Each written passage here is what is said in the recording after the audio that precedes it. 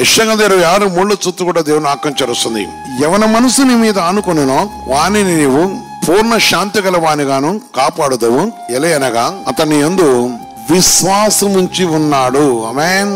ఎవరైతే దేవునిపై తనతో సహవాసం చేయడానికి ఇష్టపడుతున్నారో దేవుడు వారికి సమాధానం కలగజేసి, దేవుడు వారిని కరుణించి తన కటాక్షం వారితో ఉంచి ఆయన కృప సన్నిధిలో, అందుకని సమాధానము, ఆయన కృపలో మనిషికి సమాధానం కలగజేయటం ప్రభు సన్నిధిలో ఉంది.